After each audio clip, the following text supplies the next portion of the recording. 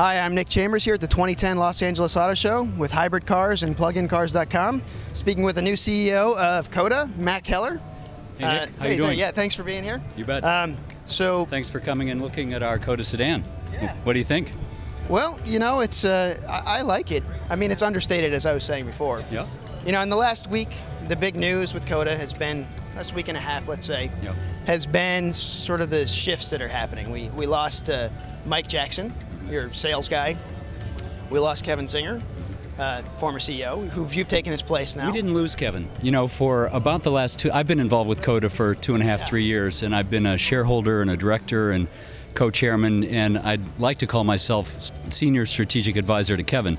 And what Kevin and I have done is to change positions. In other words, I'm now the interim CEO, as you know, and Kevin is a senior strategic advisor to the company. His DNA will always be a part of Coda. I will seek his advice. I have sought his advice, and Kevin's vision, Kevin's intensity, this will all be a part of Coda going forward.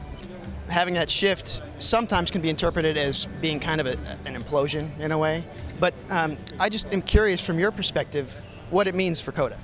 What this is a very natural progression. I think when you look at a lot of growth companies, technology companies, you'll see that there's one set of talents that involves the vision and the inception and the initial technologies and creating the company through the R&D phase. Then there comes a time when it's time to manufacture, it's time to market, it's time to get this thing done. And that's a whole different set of skills. And so when you look at everything from Microsoft to Google to eBay to many others, they've undergone a CEO shift between the one stage and the other. And that's what we've done. I mean, what's that mostly related to? Is that sort of a omen of how things are going to go, or is that related to other things? The Coda is all about quality and all about the customer experience. And what we wanted to do was be triple sure that we had built enough time into our pre-production. We're in the very late innings of getting this car into the market.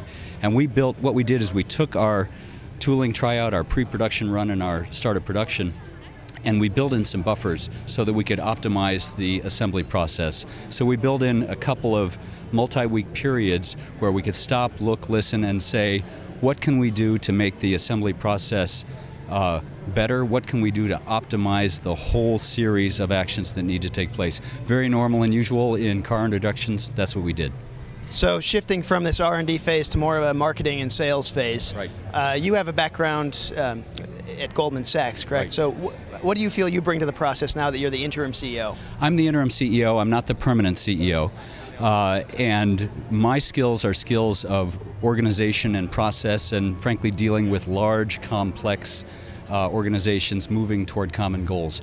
And Coda is a huge collection of talent and a huge opportunity for the movement of which we are a part. Our consumers, our employees, our investors all together want to optimize electric transportation. That's what we're about at Coda. And so what we're doing is taking all of our skills and moving that forward. The new CEO will be a professional CEO and have experience and move this forward. I'm not a supply chain person. I'm not a manufacturing person. I know what I know what I don't know. And have you started the search for the new CEO yet? We have, yeah. And these things take time, want to get it right. There's a lot of talent out there and a lot of people who are interested in joining our movement.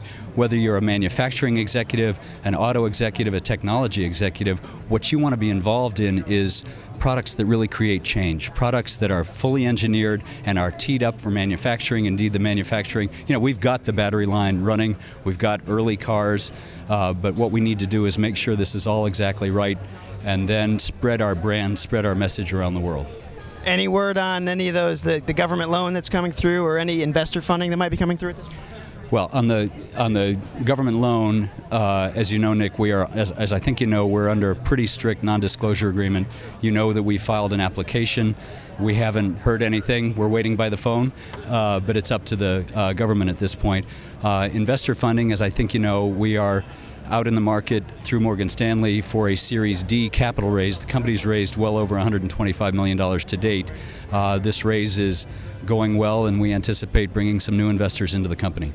And how critical are these sources of new funding for you guys to move to this next phase? New companies live on financing. We're entrepreneurs. This is our money. We're very careful about it, but we know that new products take love and passion and a little bit of cash, so that's what we're doing. Sure. Well, I wish you the best of luck, Mac, and thanks very much for the interview. Thank you. I'm Nick Chambers of the 2010 Los Angeles Auto Show. Thanks much.